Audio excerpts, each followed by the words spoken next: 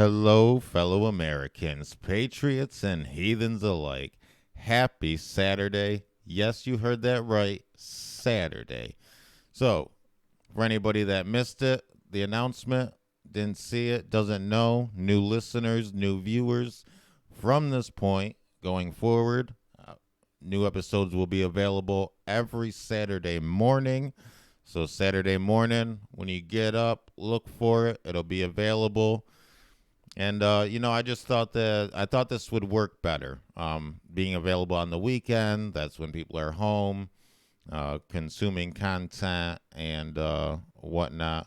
So, and that seemed to be the bulk of when we were getting the most listens and views was the end of the week and the weekend. So all in all, I just thought it would line up better for the show and fit things better.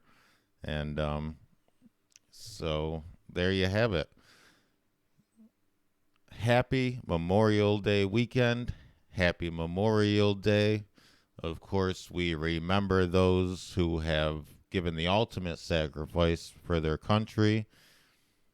And, maybe you're spending the weekend, maybe you're going out to your local graveyard, maybe planting some flags on veterans' graves. Any way you can pay respect, I'm all about it. And so, in honor of that, I'm not gonna be bashing the military on today's show. I mean, they've been, a focal point recently. There's a lot we can discuss when it comes to the military, but this just isn't that day. So we will have that conversation on another time. For today, we will simply just remember and pay our respects to those who gave the ultimate sacrifice and service of their country. And really, the military, in my opinion, is the only ones that you can say actually serve. I mean, they are. Police, I don't think they serve. They're not serving. They get paid quite well, nice benefits, nice retirement, gets to go home every night. Unless they're very unlucky, but I mean, chances are they go home every night. It's a dangerous job, no doubt, but I don't consider it serving. And then public servants, don't even get me started on that. They are not public servants. They do not serve. They go in there, they get all linked up with special interests and they're all about themselves. That's why they already make a quite modest salary as it is of 100 and what is it, like 50,000 a year or whatever it is. But they quickly become millionaires because of all the special interests, and they hide stuff in their family's name, and they do this and they do that. That is the exact opposite of service. That to for them to go around parading all the time talking about, oh, I just wanted to serve and I just saw life as a public servant, and fuck you. That's what I say to every one of them. Every single one of them.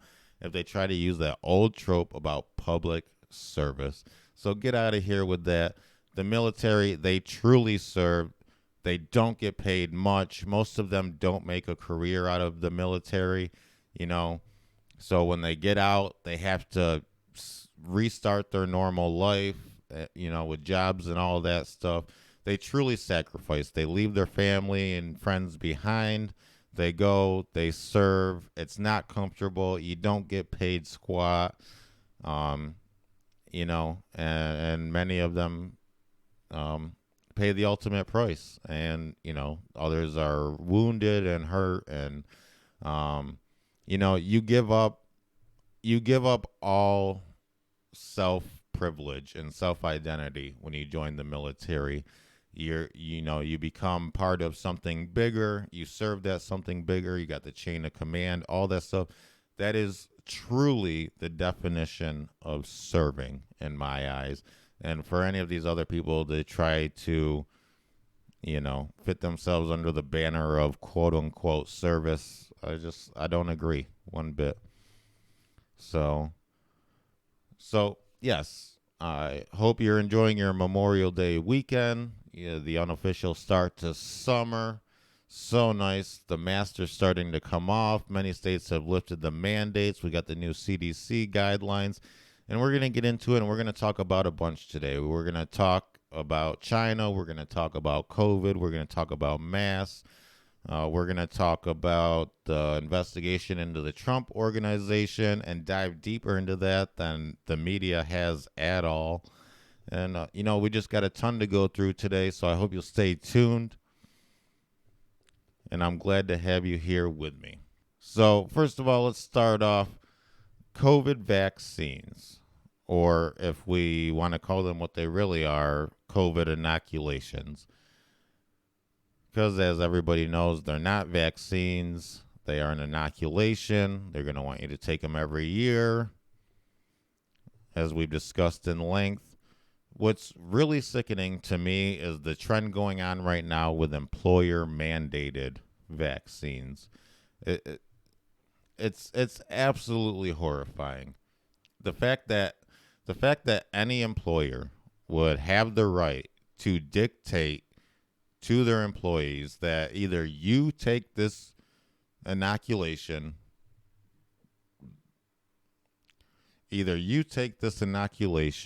or you don't have a job. You don't have a livelihood. You don't have money. You don't have food to put on the table. That's an ultimatum that a lot of people are gonna feel they have to take because, at the end of the day, they have bills to pay and families to feed. But I would urge everybody to not do this, because look, if you let your employer mandate that you take a vaccine that isn't even FDA approved, all right, let's not forget that this isn't even approved by the FDA. They have emergency use permission because of the pandemic and all of that. They haven't been thoroughly worked out. They haven't officially been FDA approved, and they're already trying to push it into the kids and all that good stuff now. But look, if you allow your employer to mandate that you take this inoculation, then you're conceding to let them mandate whatever they want to you for the rest of your life. That's just the way it's going to be. If you let them do it with this, then they're going to be able to do it the next time and the next time and the next time, and it's going to be the same every single time. Either do what I want you to do or you're fired. And not only that, but you're making it much, much harder for your coworkers and your neighbors, your loved ones, those in your community. You're making it harder for everybody else to stand up against it, because you're giving into it, you're doing it, and now you're leaving them alone on an island to where, look, the power is in we the people. At least it used to be. That's where it's supposed to be. But everybody has been so trained now to only look out for themselves. And dare I say, even in family units, family units, it's more like, nowadays it's more like, they're just they're just staying in the same house. You know what I mean? Sleeping in the same house at night. Everybody's looking out for themselves. And we can't have that. The power is in we, the people. But that only works if we stick together. Look, it's very simple. It would only take, you don't even need a majority. It would only take a noticeable percentage of a workforce, of a population, of a people to say no, and no employer would be able to mandate vaccines because they can't afford to lose that percentage of a workforce all in one fell swoop. So it's very simple. You just say no. Remember like the old DARE slogan? For those of you that went to school around the same time I did, they used to have DARE, just say no. Well, when it comes to employers mandating vaccines and what you do with your body and stuff, just simply say no, and then it won't be a problem anymore. But if you give in, then you're just surrendering yourself for the rest of your life to always be mandated, and you're surrendering everybody else because you've just made it that much harder for them to stand up for themselves because you've left them alone and isolated on an island as you caved in with the rest of the sheep. And look, I understand the financial issues here. I understand that people have to work and they have to pay their bills and all that good stuff, but at some point principle has to matter. I mean, look, either you believe in the Constitution, either you believe in America as founded, either you believe America is a country of free people, or you don't. So when you're caving in to the left, when you're caving into vaccine mandates and all this and all that, you're not. And then what? You're gonna go home later and yell about it on social media and wow. No, you had your chance to do something actually meaningful, and you failed in that moment. So as we go forward, I just really hope that people will really think about the choices that they're making. Because while it might seem like a simple, yeah, okay, geez, I guess I'll just get the vaccine now, and then I get to keep my job, and then everything goes on as normal, and we'll try to fight this later. That kind of logic and that kind of thinking is what got us here as a country in the first place. That's how we ended up here. It time and time again, people cave in. Anytime there is a choice between principle or a dollar, people choose the dollar. And I understand for paycheck to paycheck. Look, I'm not wealthy. I'm the furthest thing from wealthy. We're me and Katie, we're paycheck to paycheck. And we have to stretch it. We have to make ends meet. As many people know, this podcast even. I started this podcast on my PlayStation 4 with my cousin Zach. And look, for anybody that's interested, you can check that out on YouTube because obviously I started on a PlayStation 4. YouTube was the only place I could upload it from. Obviously, I didn't want to be on YouTube. I wanted to be what I am now, where it's available everywhere podcasts are available and all that good stuff. But we started on a PlayStation 4,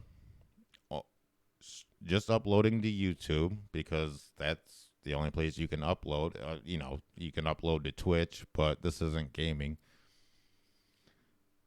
And, you know, so on a PlayStation 4 with a shitty PlayStation camera, and we just set it up and we filmed us talking.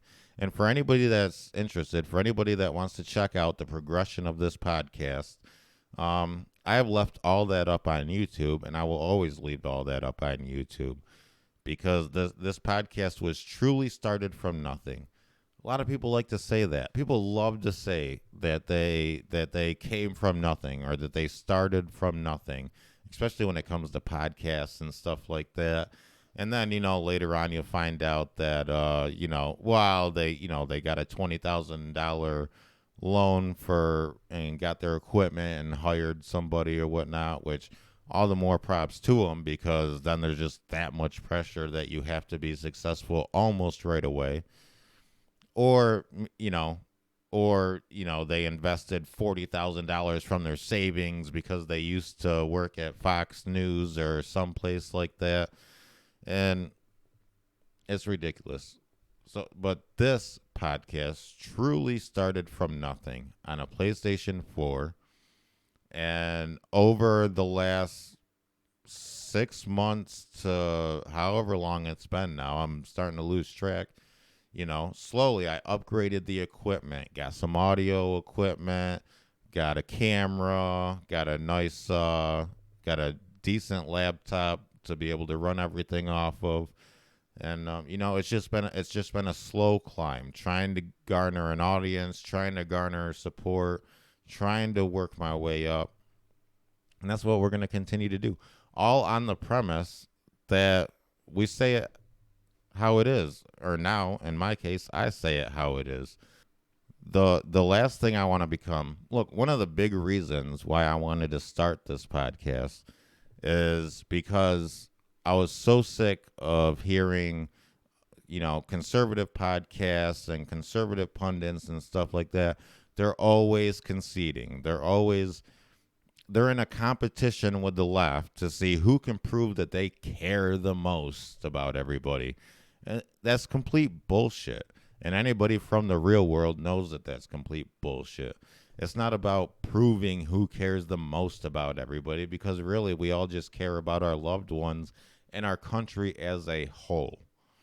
Look, you can't beat the left at their own game, and their game is to pretend that they care about every single tiny demographic and every single tiny, you know, person more than anybody else. And to try to play that game with them, you're not going to be able to win.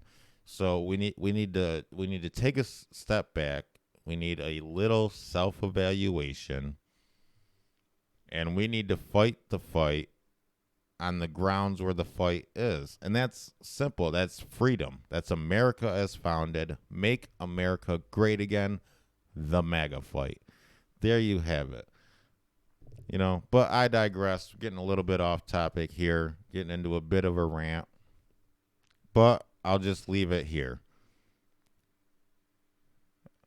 The way that you show that you really care about your fellow countrymen, about your neighbors, about your community members, is to oppose things like employer mandated vaccines, to stand together as a group and say no and not allow that kind of authoritarianism and tyranny to be imposed on everybody that you love and care about.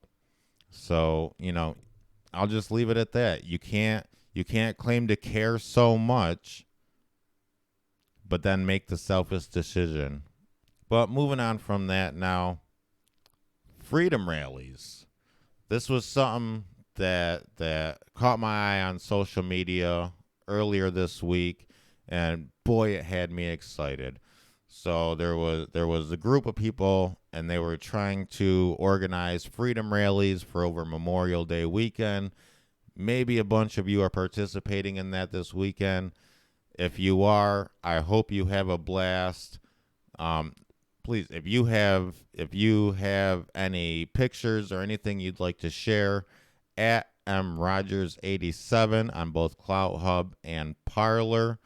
Um, Hashtag the MAGA fight so I can find them. I'll be looking. I'll be seeing what was going on this weekend, and maybe we'll share some of that on next week's episode. So I do hope that a bunch of you are out there enjoying some freedom rallies. Unfortunately, in New York, it was completely dead.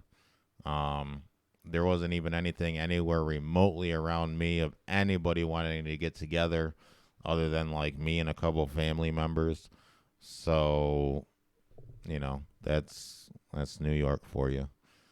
But some counties in New York were organizing and whatnot. So even in places like New York, there's still hope, just not anywhere around me. Now, getting into one of our big topics for today, and really one of our big continuing topics, China. As we all know, China is the origin of COVID. I'm willing to bet every one of the few dollars I have that it came out of that Wuhan lab. And before, you were conspiracy theorist if you said that, and you're just xenophobic and all that trash that they talk. And now all of a sudden, now it's okay to maybe suggest that maybe, just maybe, it came from there. All of a sudden, I guess that's not a conspiracy theory. It's funny how these things happen, and now we even have Biden claiming to say that he wants a 90-day investigation into the origins. You don't need a 90-day investigation. You could do it much quicker than that. for one. And for two, he's full of shit. There is no way that he is going to have a true, real, hard investigation into the COVID origins. This is some PR they're putting out there. They've already talked to whoever they're going to talk to. They already got the plans going around. You know, maybe they made their phone call to the WHO. Maybe they checked in with China just to make sure, you know, and all that good stuff. But the evidence is very clear. Fauci, Dr. Fauci. Oh, Mr. Dr. Messiah himself. You know, he funded gain of function research at the Wuhan lab. This is beginning to become common knowledge. And in fact, I find it horrific. You know, I don't find it horrific. Actually, I don't. I'm not even going to go down that road because I don't find it horrific. I find it completely predictable that he would sit in Congress and just blatantly lie over and over again that he didn't fund gain of research at the Wuhan lab in China. Instead, he says, no, what we did is, we gave them a grant and we said, you're not going to use this grant for gain of function research, right?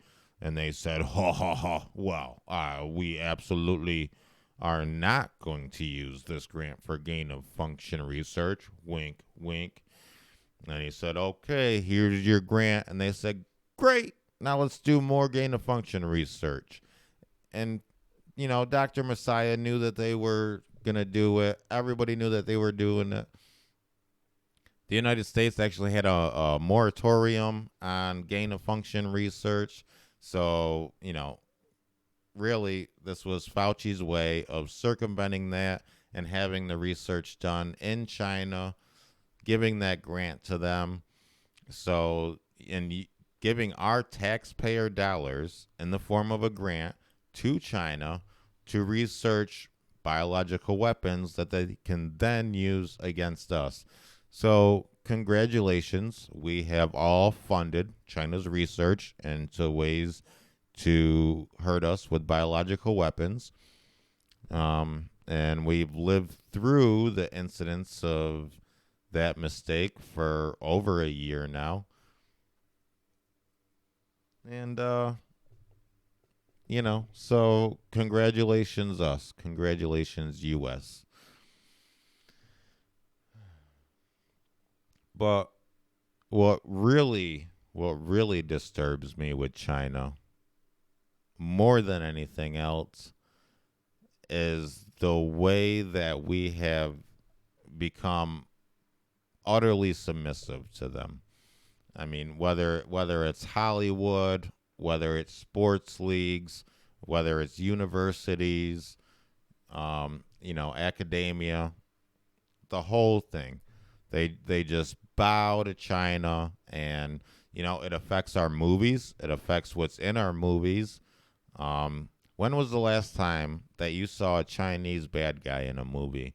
When was the last time you won't see it? You won't see any of that stuff because it's not allowed. I mean, we even have many of you may have saw, we even had Cena during the week apologizing to China in Mandarin of all things for just simply acknowledging that Taiwan was a country, I guess.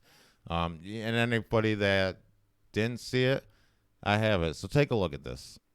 我有一个错误，我必须说，现在就是很重要。我爱更尊重中国，更中国人。我很抱歉对我的错误，对不起，我很抱歉。你必须了解，我很爱，很尊重中国跟中国人。不好意思，再见。So there you have it, right from the horse's mouth. Mr. Cena, who loves and respects the the Chinese so much, and he's just so sorry, and he can't apologize enough, and he can't get on his knees enough, and he can't beg for forgiveness enough from the Chinese. And the fact that he felt compelled to even go so far as to apologize in Mandarin, I mean, talk about taking the whole thing. And that's supposed to be what? That's supposed to be an American role model? That's supposed to be an athlete or a prominent figure that children are supposed to look up to, that Americans are supposed to be proud of. Get that shit out of here. But it's nothing new. Every time from Hollywood. And I've even seen, I guess apparently they had to, in one of the Fast and the Furious movies, who knows which one of the 20, I don't remember which one specifically, but I guess there was a part where there was a Taiwanese flag somewhere in the movie. So they ended up taking that out. And all the time, the fact that China actually watches what we're putting out in our movies and then just simply makes a phone call to Hollywood, hey, on this movie that you guys just made, this part right here, I don't like it. Take it out. And without hesitation, without even objection, Hollywood does it immediately.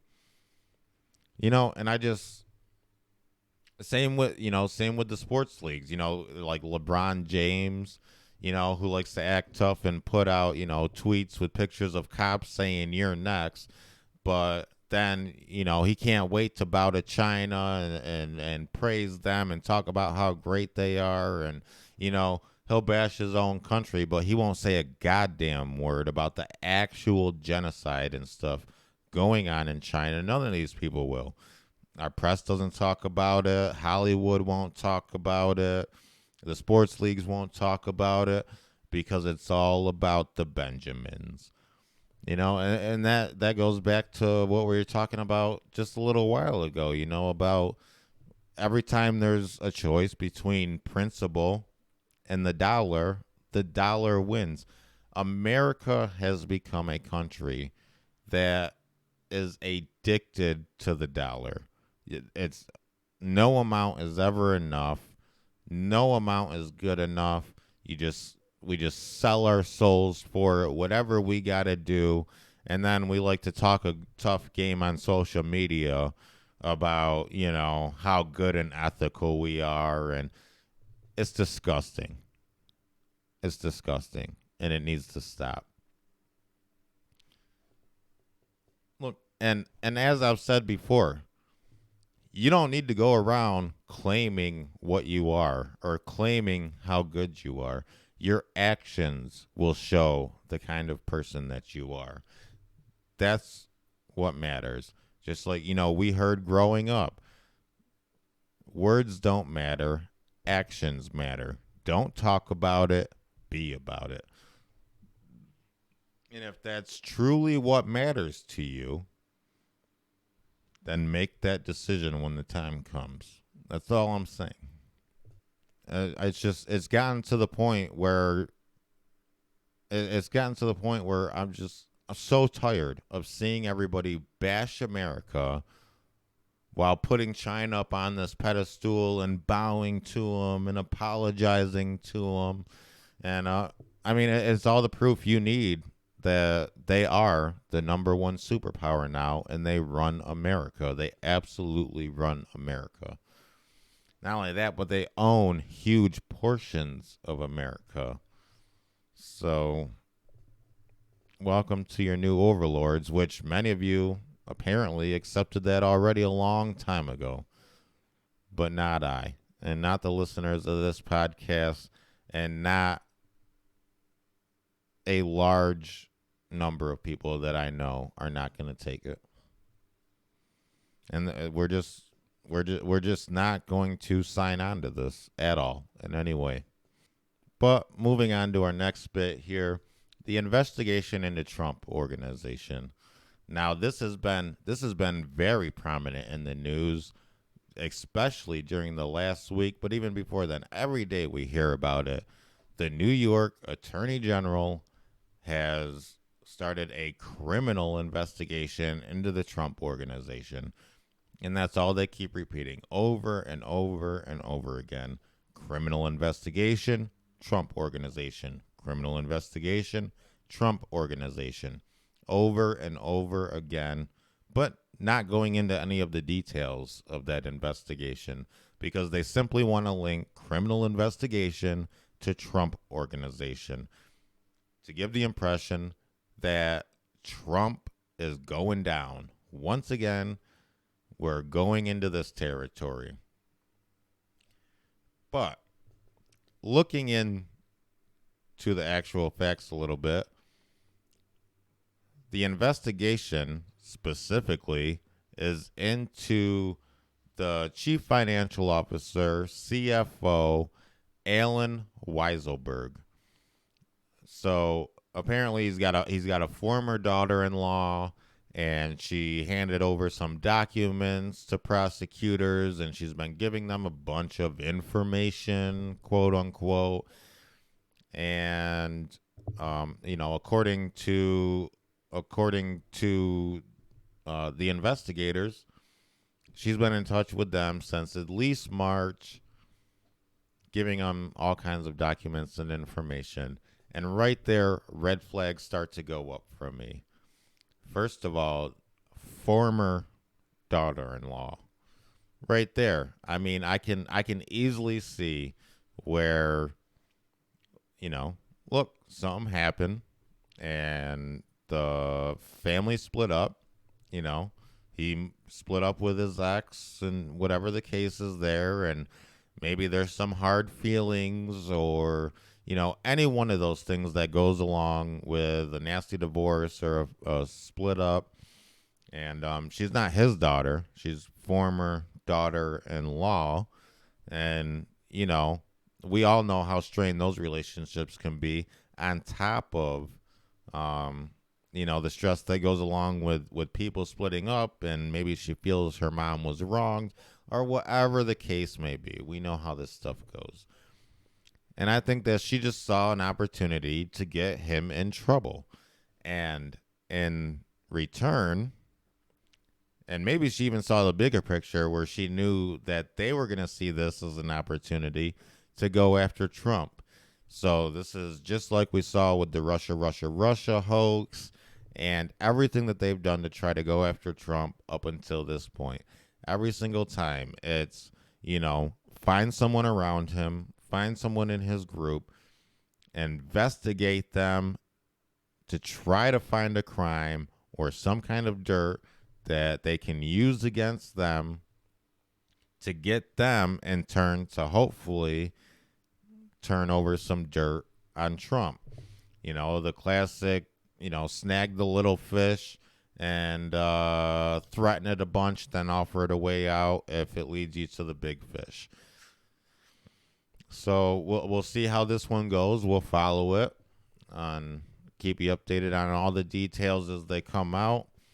But to me, that's what it looks like. It looks like, a scorned former daughter-in-law who saw an opportunity to get somebody that she, I'm sure, dislikes very much in trouble, and in the process also go after Trump. Maybe she wasn't even thinking about Trump, though. Maybe she was, just strictly wanting to shit on Alan Weisselberg to get him in trouble.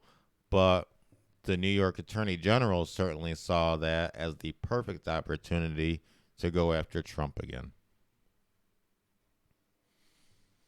And meanwhile, I'm sitting over here thinking, I thought you guys were investigating Cuomo. Whatever happened to that? Because, that was in the news for a couple brief days, and then in typical fashion, radio silence. Nothing. And meanwhile, Cuomo's walking around acting invincible and, doing this and doing that, and all the arrogance and confidence and bravado that he has. Not worried one bit, which tells me that he probably doesn't have any reason to be worried. And, but we're going to hear about the so called criminal investigation into the Trump organization every single day now. But you won't hear anything about Cuomo. And you want to talk about somebody who committed actual crimes. There you have it right there. Cuomo is embroiled in multiple scandals. He's got the nursing home scandal. He's got the sexual harassment scandal. He's got all kinds of scandals going on. But it's radio silence on him. Probably a fake investigation from the Attorney General. And as always, we're just going to focus on Trump because even though he's not president anymore, he's still our greatest threat in the eyes of the left. Because who else is going to fight like Trump? Nobody is. Nobody did it before Trump. And I'm very skeptical that anybody's going to do it after Trump, especially as I watch the Republican Party. And because, look, to be honest, at this point, I am finding it harder and harder and harder to even support the Republican Party. For the most part, 99% of them. There are a couple great ones like Marjorie Taylor Greene in there, but for the most part, it is just trash, and they are no better than the left. But we'll get more into that in a few minutes. For right now, something that gives me a little bit of hope. One of the most hilarious articles I read all week, but also one of the most hopeful in a way. I have an article here from the Mary Sue. Never heard of that publication before. Written by Vivian Kane, titled Republicans Who Tried to Overturn the 2020 Election Are Now Running for Secretary of State, the position that oversees elections. And the article begins, a number of Republicans who supported Donald Trump's false, baseless claims that the 2020 presidential election was rigged are now looking to have more control over future elections. This is where it gets hilarious. Back to the article here. At least 4 Trump-supporting, democracy-overthrowing Republicans, all from key battleground swing states, are launching campaigns for Secretary of State. Then they go on, I guess, to cover Politico, because they write Politico writes, the candidates include Rep. Jody Hice of Georgia, a leader of the congressional Republicans who voted against certifying the 2020 Electoral College results, Arizona State Rep. Mark Fincham, one of the top proponents of the conspiracy-tinged vote audit in Arizona's largest county, Nevada's Jim Marchant, who sued to have his 5-point congressional loss last year overturned, and Michigan's Christina Caramo, who made dozens of appearances in conservative media to claim fraud in the election.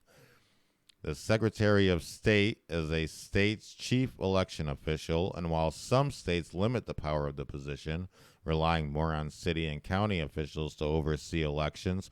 You mean like those city and county elections that, according to news reports today, they're saying Facebook and Mark Zuckerberg directly funded many local election officials and centers. Those ones. That's who we're gonna rely on.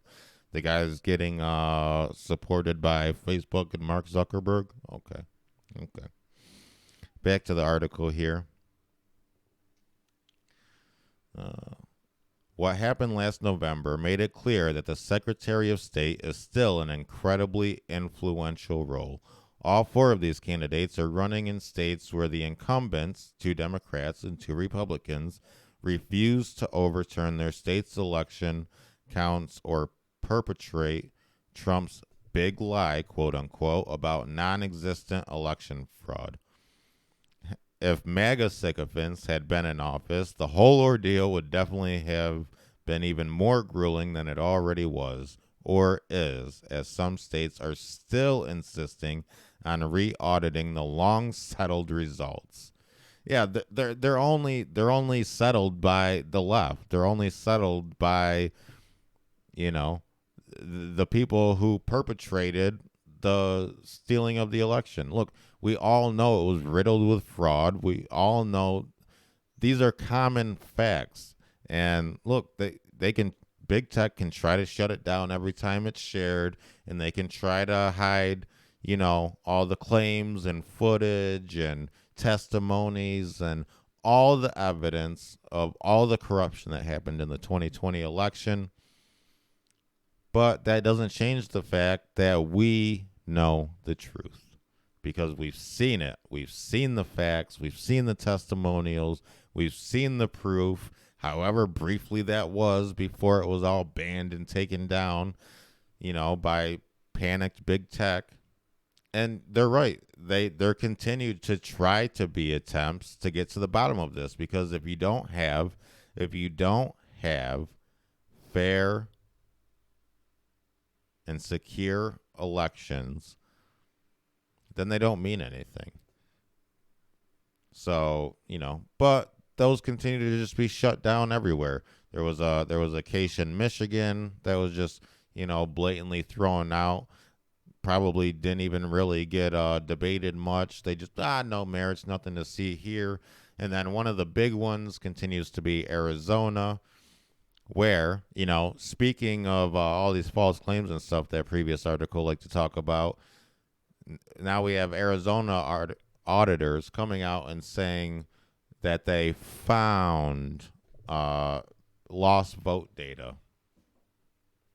So this was the data that has been in dispute for a long time. They say that Trump falsely claims it was destroyed, but it wasn't anywhere to be found. Nobody could provide that data. Nobody could find that data. But all of a sudden, as this audit's going in, they come up, oh, hey guys, right here, we found it.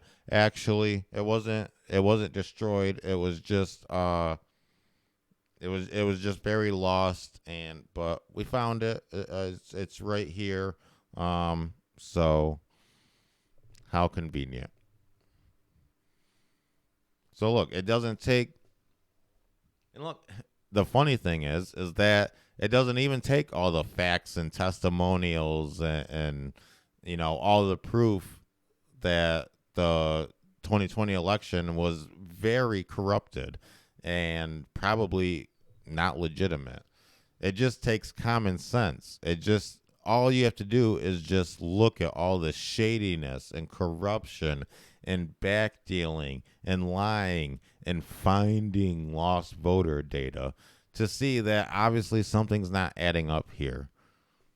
But, whatever.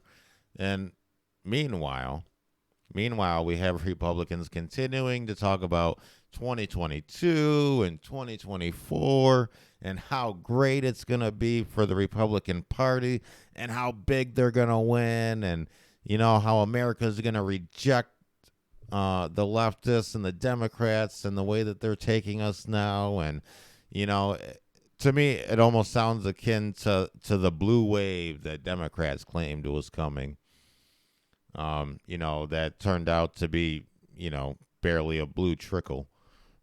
But it sounds like the Republicans are doing the same exact thing now. Oh, just wait till 2022, 2024. It's going to be so huge. We're going to win so big. We already know it. But look, if your elections are shit, then, your message doesn't matter. Or what you claim is going to be your message. And really, I don't even believe all that shit because all I ever seem to hear from Republicans lately is how much they agree with the Democrats. So spare me on that shit. And speaking of which, getting into it now, the January 6th Commission. It's been a hot news topic all week. For anybody that doesn't know, it passed the House with the help of 35 Republicans in the House who voted for it. It's on the news right now. I got it going in the background, just seeing if anything pops up. As of right now, on Friday, 6 Republican senators have already voted in favor of the January 6th commission. They needed 10 to approve it. So, we'll see what happens with that. By the time you're watching this, it'll already have happened one way or the other. But, we'll see. But I don't hold much hope that I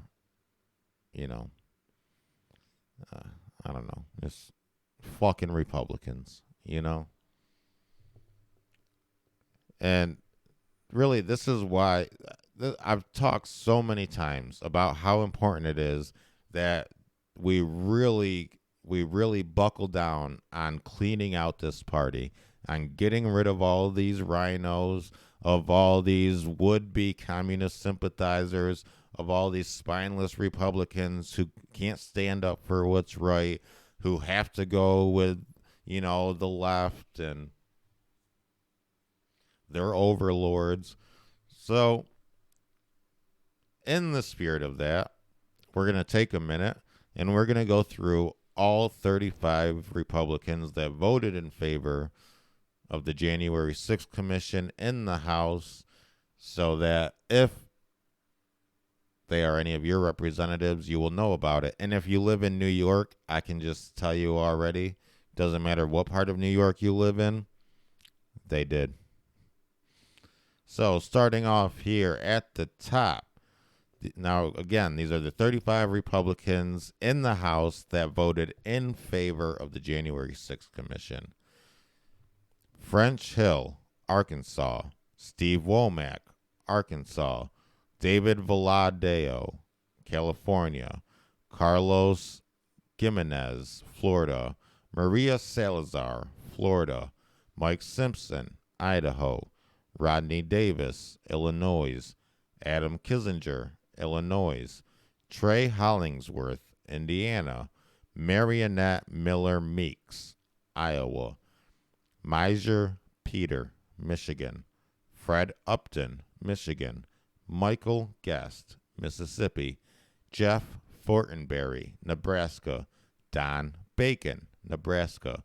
Chris Smith, New Jersey. Andrew Garbarino, New York. Tom Reed, New York. John Katko, New York. Chris Jacobs, New York. David Joyce, Ohio. Anthony Gonzalez, Ohio. Stephanie Bice of Oklahoma. Cliff Bentz of Oregon. Brian Fitzpatrick of Pennsylvania. Tom Rice of South Carolina. Dusty Johnson of South Carolina. Van Taylor of Texas. Tony Gonzalez of Texas. Blake Moore of Utah. John Curtis of Utah. Jamie Herrera Butler of Washington. Dan Newhouse of Washington. David McKinley of West Virginia. And, of course, Liz Cheney of Wyoming. So there you have it, the 35 Republicans in the House that voted in favor of the January 6th commission. As of right now, we have 6 senators that have voted in favor of it. I don't know who those are yet, but we will cover that next week when we cover whatever the results of this are going to be. Probably in favor of it. Hopefully not. I was pretty confident at first that, I knew they would get at least a couple or maybe a few senators, Republican senators, to go along with it. I was fairly confident that they wouldn't get to the 10 that they needed, but they're already at 6 right now, so we'll see what happens. And, of course, this is all completely unnecessary because the DOJ is already doing one of the largest investigations ever into the January 6th. And, of course, there's corruption and scandal going on there. I'm hearing reports coming out from 1 or 2 reporters that are brave enough to talk about it that apparently they have thousands of hours of footage from inside the Capitol building from January 6th that I guess they've classified, and they're not allowing it to get out. They're not allowing anybody to see it, including the defense teams for the people that have been arrested and charged in connection with the January 6th events.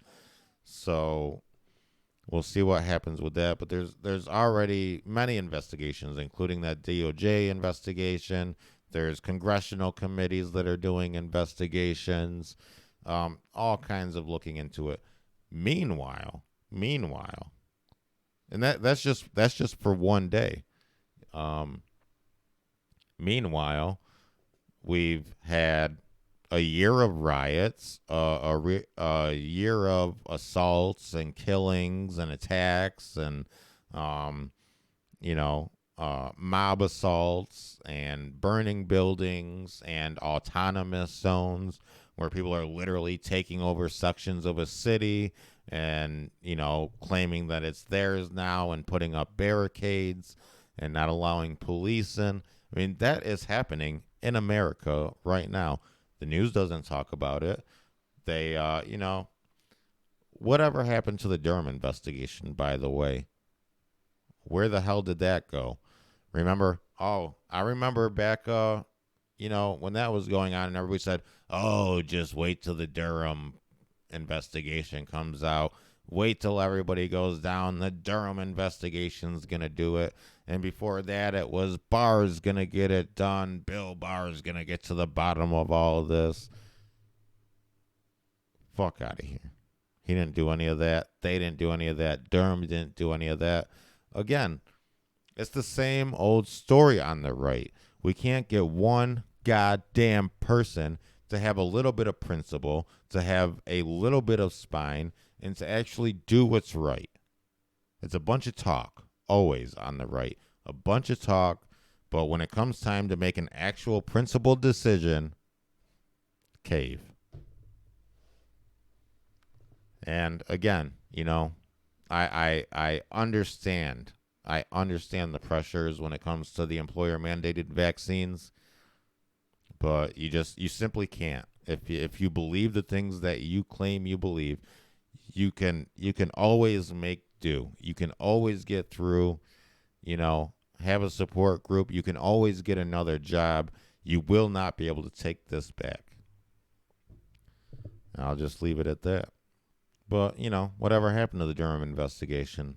That's just something I would like to know. But none of that gets looked into. We never get a conclusion to the Durham investigation.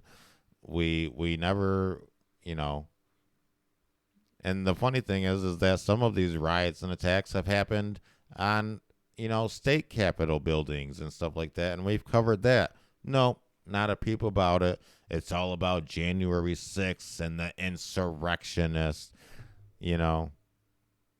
where the only person killed was Ashley Babbitt, an unarmed Trump supporter. But, speaking of those autonomous zones, this happened. Well, look, it's not going to be signed in time, at least according to the timeline that the White House and US President Joe Biden had. They wanted this bill of comprehensive police reform to be... Just got to be careful here with some gunshots. Excuse us.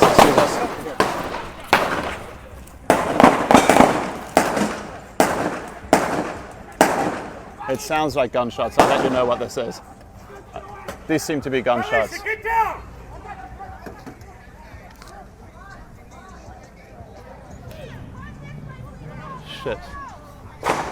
Shit, where is that? We're okay.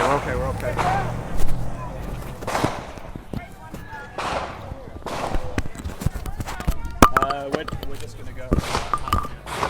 Yep. So there it is. There's a reporter that was at George Floyd Square, or I guess the George Floyd Autonomous Zone, on the death day of George Floyd, and to cover the day's events and all. And the day's event apparently was a big old shootout, drive-by shooting, I guess, where they felt comfortable enough to circle the block a few times because no police are allowed in there. And So, but that's fine. Shootouts, riots, autonomous zones, assaults, killings, that's all fine as long as it's leftists and communists, and as long as it's bringing America down, that's all fine. But if it's patriots getting a little bit too pissed off on one day, and here's another thing. Everybody talks about, January 6th was terrible and all those dumbasses and this and that. I'm going to tell you the God's honest truth from my point of view, the way I see it. I saw a little bit of America on January 6th. I'm not ashamed to say it. I saw a little bit of patriots that were finally fed up with the bullshit. I finally saw a little bit of that American spirit that we used to have coming back alive. But, we allowed them to shut that down, and, everybody turned tail and ran and, turned on their fellow patriots and, condemned them for an insurrection. And, just what are we doing? What are we doing as a country? Again, either you believe in America as founded, either you believe in the freedom of the individual, or you don't, or it's all just talk on social media. But, the time is here where decisions are going to have to be made, and I just hope that we make the right choices going forward. And in the spirit of Memorial Day, I would just hope that as we make those decisions, we keep in mind our forefathers, our relatives who came before us, some of which gave the ultimate sacrifice for the country they loved. And, hopefully we make those decisions in their honor. And I'll leave it at that. So moving on to our leftovers for this week. The Epstein guards get a plea deal that includes no jail time. Shocker, I know. We can't believe it. For those of us like myself that think that Epstein was taken out because there is more than enough proof to lead to the conclusion that maybe he was, like the fact that, bone in his neck was broken, and at least one, if I can't remember, maybe it was even a couple places, but that almost always is seen in strangulations and not in hangings. So, and a bunch of other stuff, everything's a convenience. The cameras conveniently didn't work, and the guards conveniently weren't around, and, and then he dies in this matter that if it happened to any normal person, they would have labeled it as a strangulation, as a homicide. But since it's Epstein, and since there was powerful people on that plane, like Bill Gates and Bill Clinton, I guess he just killed himself. Other news, a little bit of hopeful news here. Andrew Giuliani running for New York governor. So for anybody that isn't aware, Andrew Giuliani is the son of the great Rudy Giuliani, America's mayor, and I would argue the last great mayor of New York City, back when New York City was great. I know I was in school at the time, around the time 9/11 happened. And I vividly remember all of it. I vividly remember, actually after the plane hit, they wheeled in a TV and interrupted class, and so we were watching that, and then we kind of went back to class, but they left the TV playing with the news on the side, and me being the ADD kid that I was, of course I was watching the TV, and I was watching as you got the live shot of the second plane coming into the second tower there. And, But I vividly remember it all. I vividly remember Rudy Giuliani, the day of, and then the days after, and then after I grew up, got into politics and stuff. Then I learned the other great stuff that he did for New York City and shaping it up and getting crime under control. And say what you want about stop and frisk. That's a policy that I wouldn't agree with either, but it worked for the shape that New York City was in at the time, and it made it a lot better. So, props to him, the last great mayor of New York City. And now his son, Andrew Giuliani, is going to run for governor of New York. And that gives me a little bit of hope. Now, of course, I don't have any delusions that a Republican is going to come in and actually win New York. But just the fact that there's a chance gives me hope. And I know if it's between Andrew Giuliani or Chris Cuomo, I'm certainly voting Andrew Giuliani. And if it's Andrew Giuliani versus any Democrat, I'm certainly voting Andrew Giuliani. I think that he would be exactly the kind of candidate that we need to be promoting in the Republican Party. Now, he hasn't done the job yet. He doesn't have much of a political track record that we can look to know whether he's going to actually, stand up for things or cave like typical Republicans do. But if his father is any indication of what to expect from Andrew Giuliani, then I think great things are possible. And lastly here, we'll just give a quick shout out to Rep. Marjorie Taylor Greene. Respect where respect is due. Props where props are due. And Marjorie Taylor Greene is doing the Lord's work, ladies and gentlemen.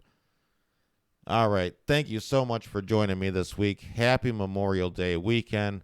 Remember to keep those that paid the ultimate sacrifice in your hearts and minds, not just this weekend, but always. And with the decisions that we make going forward as we try to make America great again. Thank you for joining me, everybody. Please take a second. If you're on Rumble, give it a rumble. If you're on YouTube, give it a like. If you're able to, rate it on your podcast app. Share it with a friend. That's the best thing you can do, is just help me get this podcast out to a larger audience as we continue to try to grow it and make it better. And just sincerely, from the bottom of my heart, thank every single one of you that view the video or listen to the podcast.